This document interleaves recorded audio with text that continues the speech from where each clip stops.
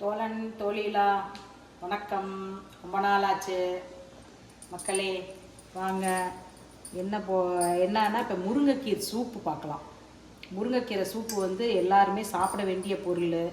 நீங்கள் அதெல்லாம் சாப்பிட மாட்டீங்கன்னு நினைக்கிறேன். முருங்கைக்கீரை சூப்பெல்லாம் அடிக்கடி செஞ்சு சாப்பிட மாட்டீங்க.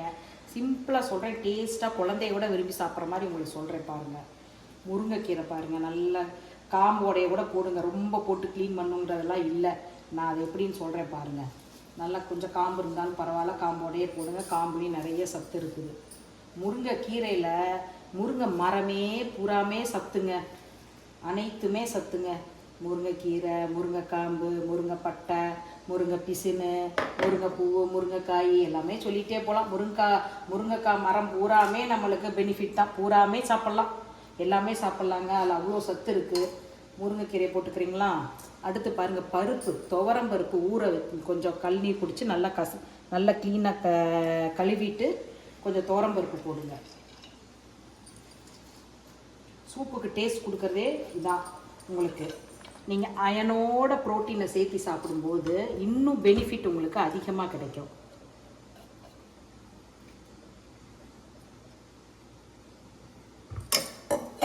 அடுத்து பாருங்கள், தக்காளி வந்து வைட்டமின் சி நிறையா இருக்கிறது தக்காளியில். தக்காளி வந்து நிறைய சேர்த்திக்கிங்க. நிறையானா உடனே கிலோ கணக்கில் டன் கணக்கில் நினச்சிடாதீங்க. ஒரு அளவு என்னங்க, கொஞ்சம் அதிகமாக போடுங்க. தக்காளி போடும்போது தக்காளி சூப் மாதிரி இருக்கும், முருங்கைக்கீரை சூப் மாதிரி இருக்கும், நல்லாயிருக்கும். தக்காளி உள்ளே போட்டுருங்க. ஒரு 4 பழம் நான் போட்டிருக்கேன். அடுத்து பாருங்கள், பூண்டு, வெங்காயம். ஜீரகம் வந்து ரொம்ப போடாதீங்க, கச்சாப்பில் இருக்கும். அது ஒருத்தருக்கு பிடிக்கும், ஒருத்தருக்கு பிடிக்காது. பட் ஆனால் இது எல்லாத்தையும் உங்களுக்கு முருங்கைக்கீரை கொஞ்சம் சூடு, என்ன துவரம் பருப்பு கொஞ்சம் சூடு. இந்த சூடு 2 சூட்டையுமே நம்மளுக்கு பேலன்ஸ் பண்ணுறது இந்த ஜீரகம் தான். ஜீரகம் கொஞ்சம் போட்டுக்குங்க. ஃப்ளேவர் பிடிக்கிறவங்க கொஞ்சம் அதிகமாகவே போட்டுக்குங்க. ஃப்ளேவர் பிடிக்காதவங்க கொஞ்சம் அளவாக போட்டுக்குங்க. மஞ்சத்தூள் கொஞ்சமாக போடுங்க, ரொம்ப போட வேண்டாம். சும்மா லைட்டாக மஞ்சத்தூள் போட்டுக்குங்க. பாருங்கள், தண்ணி ஊற்றுறேன். ஆனால் இது என்ன தண்ணின்னு கேளுங்க. என்ன தண்ணியில் என்ன தண்ணி இருக்குதுன்னு கேட்பீங்க. இது மழை தண்ணிங்க. ஃப்ரெஷ்ஷாக அப்படியே மழை தண்ணி எப்படி மேலேருந்து விழுந்த தண்ணியை பிடிச்சி வச்சுருக்கேன். அந்த மழை தண்ணியில் ரசமோ சூப்போ வச்சு குடிச்சு பாருங்கள், கேபுலேன்னு இருக்குங்க. பாருங்கள், அது ஊற்றிக்கிங்க. எவ்வளோ தேவையோ, உங்கள் வீட்டில் எத்தனை பேர் இருக்காங்க, ஆளுக்கு ஒரு கப்பு வர்ற மாதிரி ஊற்றிக்கிங்க. நான் ஒரு சொம்பு ஊற்றிருக்கேங்க. அடுத்து வந்து இதை நம்ம விசில் போட போகிறோம். விசில் போட்டு இது நல்லா 4-5 விசில் விட்டுட்டு அப்புறம் உங்களுக்கு காட்டுறேங்க. வெள்ளைப்பூண்டை அலசிட்டு போடுங்க. ஏன்னா முடிஞ்ச வரைக்கும் மலைப்பூண்டு யூஸ் பண்ணுங்க. இந்த சைனா பூண்டு யூஸ் பண்ணாதீங்க. மலைப்பூண்டில் தான் நிறைய வந்து சத்துக்கள் இருக்குது. நல்ல தோலை எடுத்து தோலோடு தட்டி போடுங்க ரசத்துக்கு. ரசம் எப்படி வைக்கிறோன்னு காட்டுறேன் பாருங்கள். இது தூதுவளை. நம்ம தோட்டத்தில் நிறைய இருக்குது தூதுவளை. எல்லோரும் தொட்டியில் கூட வளர்த்திக்கிங்க. சளிக்கு இது மாதிரி பெஸ்ட்டு வேறு எதுவுமே கிடையாதுங்க. இந்த தூதுவளை மாதிரி பெஸ்ட்டு எதுவுமே கிடையாது. நாங்களாம் காலங்காலமாக இந்த தூதுவளையை வச்சு தான் சளிக்கு சாப்பிட்டுட்ருக்கோம். நாங்கள் வந்து டாக்டர் ஃபேமிலி. ஆனால் நாங்கள் வந்து சளிக்கு வந்து மாத்திரை மருந்து எங்கள் வீட்டில் கொடுக்க மாட்டாங்க டாக்டர்ஸ். ஏன்னா அது வந்து சைட் எஃபெக்ட் வரும். ஏன்னா அதனால் சாப்பிட்றது வந்து நீங்கள் சளி காய்ச்சல்னால் இந்த மாதிரி வந்து சாப்பிட்டுங்க. மாத்திரையெல்லாம் முடிஞ்ச வரைக்கும் தவிர்த்துட்டு இந்த மாதிரி தூதுவளை இந்த மாதிரி சாப்பிட்டுங்க. ஏன்னா இன்னெல்லாம் அடுத்து மழை காலம் வரப்போகுது. இது மாதிரி செடி ஒன்று வாங்கி வச்சு வளர்த்திக்கிட்டு தூதுவளை ரசம், சட்னி எல்லாம் பண்ணி நான் ஒரு நாளைக்கு சட்னி பண்ணி காட்டுறேன். இப்போ ரசம் பண்ணி காட்டுறேன் பாருங்கள். அதுக்கு என்ன அரைக்கணும்னு பாருங்கள். ஜீரகம், அது எப்போதும் நீங்கள் போடுறதா. ஜீரகம், மிளகெல்லாம் நல்ல மிளகா வாங்கி வச்சு யூஸ் பண்ணுங்க. அதான் நல்லா காரமாக இருக்கிற மிளகா வாங்கிக்கிங்க. மிளகு வந்து கொஞ்சம் கூடவே ஆட் பண்ணிக்கிங்க, கொஞ்சம் நிறையாவே ஆட் பண்ணிக்கிங்க. மிளகாயை கரைச்சி மிளகாயை குறைச்சிக்குங்க, மிளகை கூட்டிக்கிங்க.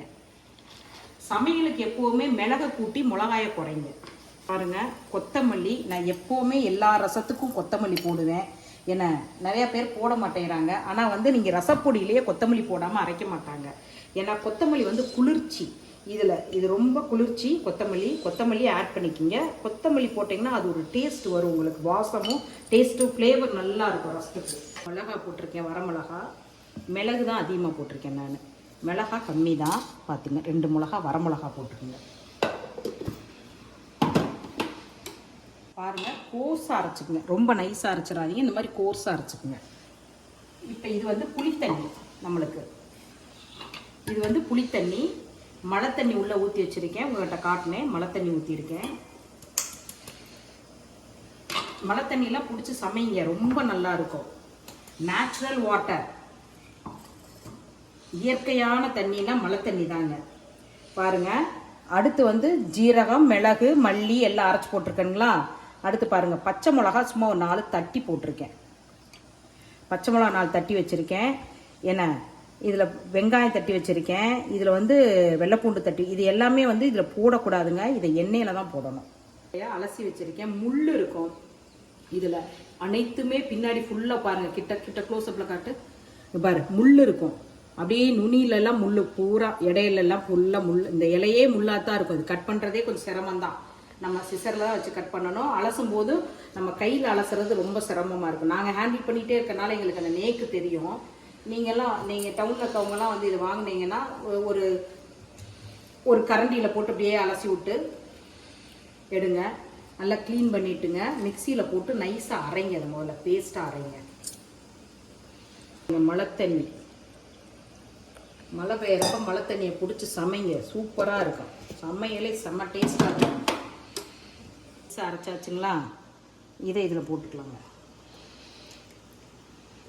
உங்களுக்கு பாட்டே இருக்குங்க.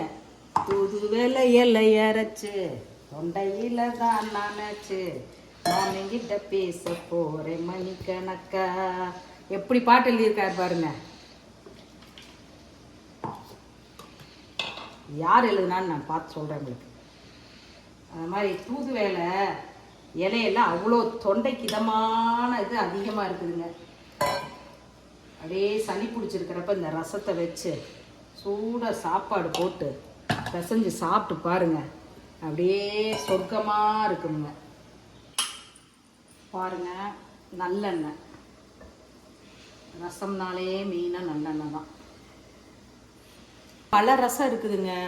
ரசம் தலை தாம்பு ரசம்னு ஒன்று இருக்குது. அது ஒரு தடவை வச்சு காட்டுறேங்க. தலை தாம்புனா நிறைய தலைகள்லாம் பிடிங்கிட்டு வந்து அரைச்சி ரசம், அதெல்லாம் சாப்பிட்டா உடம்பு வலியே கேட்குங்க. எல்லாம் வில்லேஜில் இருக்கவங்களுக்கு தான் தெரியும், டவுனில் இருக்கவங்களுக்கு பாவம் தெரியறதில்ல. ஏன்னா அந்த மாதிரி இலைகளும் கிடைக்கிறதில்ல உங்களுக்கு. ஏன்னாங்க இப்போ எல்லாமே உழவர் சந்தையில் கொண்டாந்து விற்கிறாங்க. நீங்கள் எல்லாம் வாங்கலாம். முடக்கத்தாங்கீரையிலேருந்து எல்லாமே விற்கிறாங்க, தூதுவேலையிலேருந்து எல்லாம் விற்கிறாங்க. ஆனால் எல்லாருமே ஒரு தொட்டியில் வச்சு வளங்க. தூதுவேலையெல்லாம் அது வாட்டில் வளர்ந்துடும். அது ஒன்றும் உங்களையெல்லாம் கஷ்டம் கொடுக்காம வளர்ந்துடும். இதில் துவையில் அரைச்சி சாப்பிட்டு பாருங்கள், இன்னும் டேஸ்ட்டாக இருக்குங்க. கடுகு யூஷுவல் எப்போவுமே தாளிக்கிறதா நம்மங்க. கடுகு, பெருங்காயத்தூள், மஞ்சத்தூள், கொஞ்சம் லைட்டாக மஞ்சத்தூள் போடுங்க. சளி பிடிச்சவங்களுக்கு மஞ்சத்தூள் வந்து பெஸ்ட்டு. ஒரு தொண்டையில் இருக்கிற கிருமி எல்லாம் எடுத்துரும் மஞ்சத்தூளுங்க. அதனால பாலில் வந்து மஞ்சத்தூளும் மிளகும் போட்டு சாப்பிட சொல்கிறது காரணமே, குடிக்க சொல்கிறது காரணமே, உங்களுக்கு தொண்டையில் இருக்கிற அந்த கிருமி பாக்டீரியாவெல்லாம் வந்து எடுக்கிறது வந்து மஞ்சத்தூள் எடுத்துரும் உங்களுக்கு. பெருங்காயத்தூள்,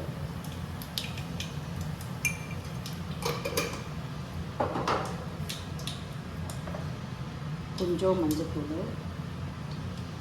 சும்மா லைட்டாக போடுங்க. எல்லாம் ரொம்ப போடணும்லாம் இல்லை, லைட்டாக போட்டிங்கனாலே அது எண்ணெய் அப்படியே உங்களுக்கு ரசத்தில் கலக்கும்போது அது தன்மை உங்களுக்கு அதில் வந்துடும்.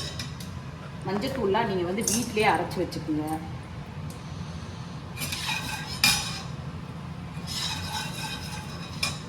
பாருங்கள், பச்சை மிளகா, வெள்ளைப்பூண்டை இடித்து வச்சுருக்கேன், வெங்காயம் கொஞ்சம் இடித்து வச்சுருக்கேன், கருவேப்பிலை அப்படியே போட்டுருங்க. ரொம்ப ஃப்ரை ஆகணுங்கிறது இல்லைங்க, லைட்டாக எண்ணெயில் ஃப்ரை ஆனால் போடுங்க. இந்த வந்து உங்களுக்கு அந்த ஃப்ரை ஆகும்போது ஒரு வாசம் வரும் பாருங்கள், அது ரசத்தில் இறங்கிடும். அந்த வாசம் ரசத்தில் இறங்கும்போது உங்களுக்கு ரொம்ப நல்லா இருக்கும். அது ஃப்ரை பண்ணும்போதே லேடிஸ்க்கு தெரியும். அந்த ஸ்மெல்லே வந்து எல்லாத்துக்கும் பிடிக்கும், ரொம்ப பிடிக்கும். அந்த வெங்காயம், வெள்ளைப்பூண்டு, பச்சை மிளகா, கருவேப்பிலாம் வதங்கும் போது ஒரு வாசம் வரும் பாருங்கள், அந்த அரோமா பயங்கரமாக இருக்குங்க. அந்த அரோமா ரசத்தில் இறங்கும் போது அவ்வளோ டேஸ்ட்டாக இருக்குங்க சாப்பிடும்போது. நம்மளுக்கு போதுங்க, இவ்வளோதான். ரொம்ப வதங்க வேண்டியதில்லை, சும்மா அந்த எண்ணெய் லைட்டாக ஃப்ரை ஆனால் அந்த வாசம் வந்தால் போதுங்க. ரொம்ப ஃப்ரை ஆகணுங்கிறதில்ல. இப்போ நம்ம ரசத்தை ஊற்றுறோம்.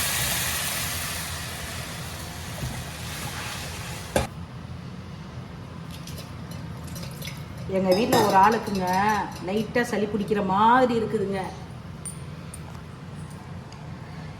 அதனால முன்கூட்டியே நாங்கள் முதல்லையே அட்வான்ஸாக ரசத்தை வச்சு குடிச்சு சளி வராமல் தடுத்துக்கிறோம். இதெல்லாம் முதல்லே சளி பிடிக்கிற மாதிரி சிம்டம் இருந்தாலும் நீங்கள் முதல்லே வச்சு குடிங்க. சளி ஓடியே போயிடும், வரவே வராது, கிட்டேயே வராதுங்க. லைட்டாக இருக்கிறத விட எட்டி பார்க்காம ஓடி போயிடும். எவனோ நம்மளை துரத்துறான், என்னமோ பண்ணுறான் அப்படின்ட்டு ஓடியே போயிடுவான். சளி பிடிச்சா சனியம் பிடிச்ச மாதிரிங்க. அது பிடிச்சிக்கிட்டு இருக்கவங்களுக்கு தான் தெரியுங்க. எங்களுக்கெல்லாம் பிடிக்க மாட்டேங்குதுங்க அதிகமாக சளி. கொதிக்க விட்றாதீங்க. ஒரு அளவுக்கு அப்படியே எப்போதும் போல் ரசம் நுரைச்சி வந்தால் எடுத்துக்கலாம். லேசாக ஒரு கொதிக்க வச்சா பரவாயில்ல, எடுத்துக்கலாம்.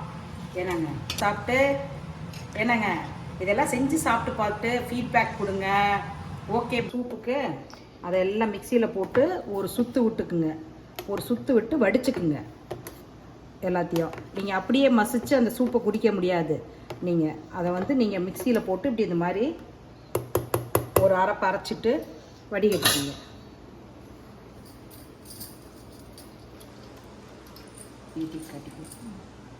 இதான் பல்ப்பு. அவ்வளோ போட்டல்லங்க, இதான் பல்ப்பு.